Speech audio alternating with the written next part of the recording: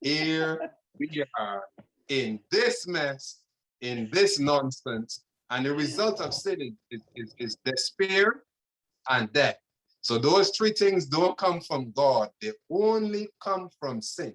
But if the mechanism of action for sin is through thought, word, and belief, therefore then, to repair the breach, Christ repairs our thoughts, Christ repairs our words, Christ repairs our belief. And so this is where the historical critical scholars come in that try to say that the Bible is only written in a particular context and it don't apply to our personal individual lives. But God did not come to save the children of Israel, and God did not come to save a nation of people. God came to save an individual. So he came to save me. He came to save you, because salvation begins and ends on an individual basis. So therefore, when I read, I can do all things through Christ which strengtheneth me, that's salvation in my speech, salvation in my thoughts, salvation in my belief system that applies to my life, that changes my life today. Therefore, then there is a necessity to use, because the mechanism of sin is mental. The mechanism of sin is mental. Our mentality will dictate our spirituality. So if my mentality is with God, all things are possible, my spirituality is going to be a fruitful experience.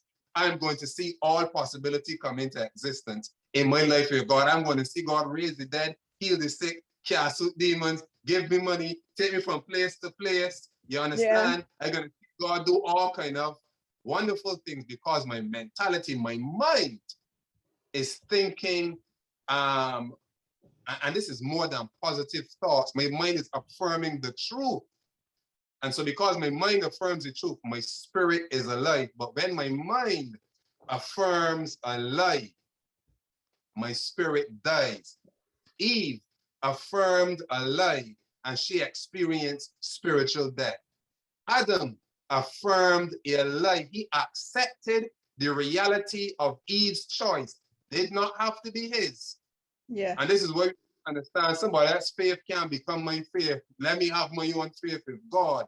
Unless that person's faith is greater than mine, then I can walk in that footsteps as long as I could, and bam, and keep growing as long as is a position of growth. But he accepted Eve's choice as his own, and then he lived her reality. But our mindset determines our spirituality, and we will only get from God what we believe that is possible for us to get from him. So if I believe that with God all things are possible, then my life then is a life of possibility.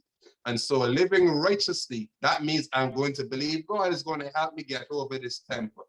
God is going to help me get over this anger. God is going to help me get over this negativity. God is going to help me to get over this pessimism. God is going to break the chains of despair, hopelessness, and depression from over me. I believe it. And if I don't believe it, the Bible says, let the weak say, I am strong. This is what it says in Joel. So listen to me. I am over here. Let the weak say I'm strong. I don't feel the victory. I don't see the victory, but I write it down on a piece of paper. This way Habakkuk 2 verse 2 says, write the vision and make it plain. So I write it down on paper. You understand? And I write it down. I write down this vision. This is how I want to see myself overcoming. And I overcome. And I write it down. I believe, therefore I have spoken. Let the weak say that I am strong. And this is why I build my faith.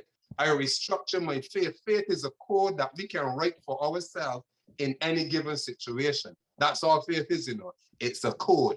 It's a code of action. It's an operation. And so I can apply this operation. Code is an algorithm, and this is your language. I'm talking your language. Code, faith is an algorithm. That's all it is. And we are telling our mind how to respond to a circumstance, a situation, or a scenario by faith. Well, if this happens, you're going to believe in God. If this don't happen, you're going to believe in God. If this happens, you are not going to feel despair. If it don't happen, you are going to wait patiently on God. We program our consciousness. What we listen to, who we listen to is salvation. Is deeply salvific. And you know, in as much as I know that the gift of God is upon me to be a minister of the gospel, you know, for a time in my life, I questioned, like, the worth of it and the merit of it, because there's so much other different careers or profession that have a great impact, and it's something that's perhaps I can be doing today. Came to understand the value of words. So it's not, oh, he's just a preacher. Oh, no. That preacher, that person that we listen to, our faith is either going to die or live under that person's word, because that's a word that is now feeding our spirit. And so I take very seriously the words that I say. I take very seriously what I speak to encourage people, what I speak in the desk, outside of the desk. It is important when I realize the power of the word, because word is life.